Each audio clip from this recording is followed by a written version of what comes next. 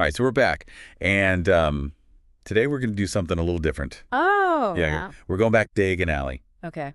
I love Diagon Alley. Who doesn't? Right. But this time, things are a little darker, a little more mysterious. How so? Well, we're diving into a fan fiction story called The Shadow Market, and it takes place in, well, you guessed it, Diagon Alley. Okay. But it's not the same Diagon Alley that we know from the books, with all the hustle and bustle and the cheerful shops. This is, well, it's a bit more sinister.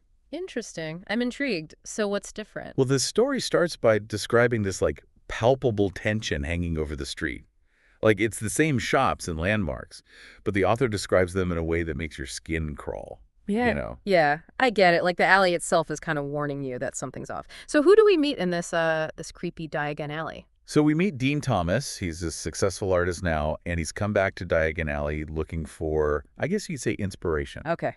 Makes sense. But instead of finding his muse, he starts experiencing these really strange things, like whispers coming from the dark alleyways, shadows moving at the edge of his vision. It's all very unsettling.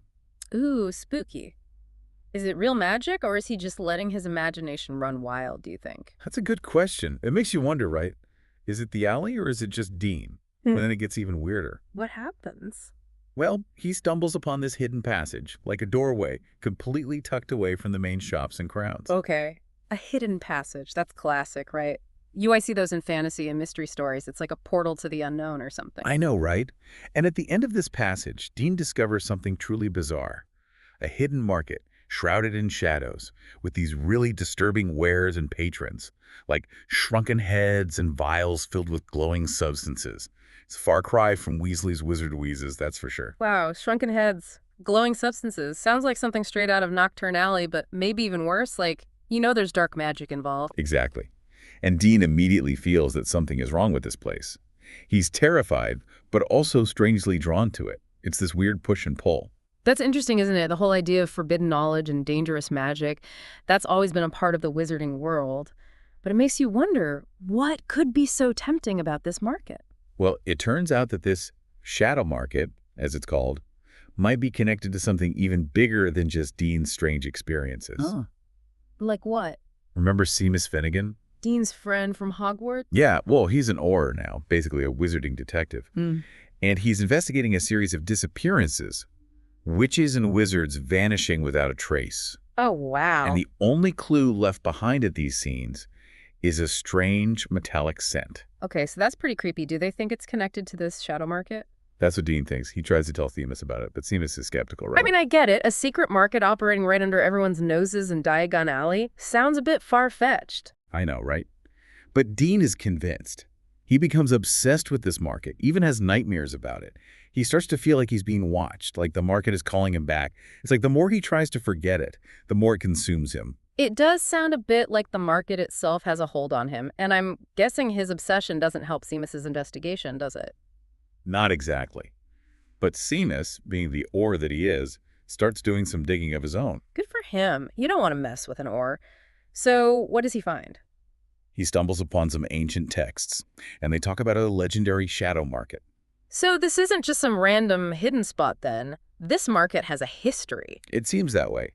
The texts describe it as a place where, all sorts of dark magic is practiced and dangerous artifacts are traded. It's almost like a gateway to another realm where people can make deals with powerful entities. Oh boy, that sounds dangerous. And I'm guessing these deals don't come cheap. Not at all. The texts warn that there's always a price to pay, but they don't get into specifics, which just makes it even more terrifying. It's like, what could be worth risking your soul for, right? What kind of temptation could lead someone to make that kind of deal? Exactly. And, well, this is where things start to get really dangerous for Dean. Seamus, after reading those texts, he realizes that Dean's in serious trouble. This market, it's not just a place, it's like an entity, something sinister that's marked Dean. So he's trying to warn Dean, get him away from this market, but it might be too late. Dean is already fixated on finding it again, like he's under some kind of spell. Oh no, that's not good. Does he find it again? Well, he does. He finds that hidden doorway, and he steps back into this shadowy world. And of course, Seamus, being the loyal friend that he is, he follows right behind, determined to save Dean. Okay, good. Someone's got to look out for him. And what do they find when they get back to the market? Is it the same? It's worse. It's like the market itself is changing, becoming more powerful. The patrons are described as less human, more grotesque. The wares are even more bizarre. It's like a descent into madness. Wow. So the deeper they go, the weirder and more disturbing it gets. It's like a physical manifestation of the dark magic. It sounds terrifying, but I'm hooked. What happens next? Well, there's one item in particular that catches Dean's eye, and, well, let's just say it's not something you'd find at your average Diagon Alley shop. Oh, I bet. Don't tell me. It's those memory orbs. Yep, memory orbs. Each one holding a single perfect memory. Okay, so memories. Why memories? And of all the things they could be selling in this creepy market, what makes memory so special? Well, think about it. Memories, they're like the most personal things we have. They shape who we are, right? Yeah. I mean, imagine the chance to relive a perfect moment or to like erase a painful one. It's tempting, isn't it? I guess, yeah. But would it be worth, getting mixed up with this shadow market? What kind of memory would be worth, like, I don't know, risking your soul? That's a good question. What would you do? What memory is that important to you? And it's not even just about the memory itself. It's like the idea that you could control your past, erase the bad parts. Yeah, almost like rewriting history, right? But would it even work? I mean, can you really just, like, forget something and pretend it never happened? That's something the story really makes you think about. And Dean, being an artist, he's drawn to these orbs like more than anyone else. We know he's looking for inspiration, but maybe it's more than that. Maybe there's some memory, something in his past that he's trying to deal with. Maybe. I mean, the story doesn't say, but you can't help but wonder, like, what if you could buy a perfect memory? What would it be? Exactly. And what would you be willing to give up for it? See, the author's doing a really cool thing here, making us think about these questions, our own desires. It's not just about Dean. Yeah, I get that. So anyway, Dean, he's ready to make a deal, right, to get his perfect memory. Yeah, but Seamus, he sees what's happening. He tries to stop Dean, to pull him away from the orbs, but Dean's like in a trance, totally hypnotized. No. And they struggle, and Seamus, he accidentally knocks over this vial, and it's filled with this purple mist. Purple mist. Okay, that can't be good. It's not. It spreads super fast, like all over the market. And the patrons, they start screaming, like in pain. It's total chaos. So what, the mist is like poison or something? Maybe. Or maybe it's like the opposite of the market's magic, like an antidote or something. It's kind of up to you how you want to see it. Oh, I like that. Okay, so the patrons are freaking out. What happens to Dean and Seamus? Well, just like that, poof, the market's gone, the doorway, everything, just an empty alley. Well, just like that. Gone. But there's one thing that's left behind. Don't tell me it's that metallic scent. Yep, that calling card. Still there. So even though they escaped, it's like the market's still with them, right? It is. They can't just pretend it never happened. They're changed. Yeah. I mean, Dean, he almost made a deal, almost gave up who knows what for a memory. And Seamus, he's an Auror, right? Yeah. This whole thing, this market, it changes how he sees the world, the laws of magic, the things he thought he knew. It's all different now. Yeah, heavy stuff. So they escaped, but they're not really free, are they? No, it's just the beginning of another kind of journey. And the story, it doesn't really tell us what happens next, but it makes you wonder. Why? Is the shadow market really gone for good?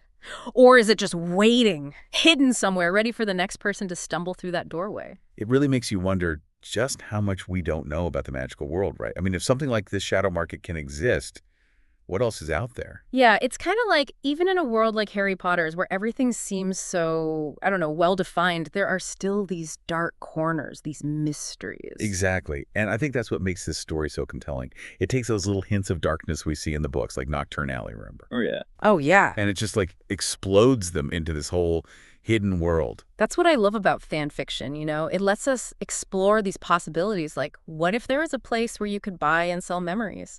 I mean, it's a scary thought, but also kind of fascinating. Totally. It makes you question, like, what are memories really? What do they mean? Would we even be the same people if we could just erase the bad ones? Deep stuff, right. And it makes you think about all those times that we wish we could just forget something, pretend it never happened. All the time. But maybe those bad memories, maybe they're part of what makes us who we are. Yeah, maybe it's not about having a perfect past, but about learning from the not-so-perfect parts. You know what really stuck with me? That metallic scent. Oh, yeah. Even after they escape the market, it's still there. It's like a reminder, a scar. It's brilliant how the author uses that scent. It's not just a smell, it's like a symbol, The darkness is still with them. Totally. So they might be safe, Hmm. but are they really free? Will that smell ever go away completely? That's the question, isn't it? And it kind of makes you think about your own life, you know? How so? Well, we all make choices, some good, some not so good. And even if we move on, sometimes those choices, they leave a mark.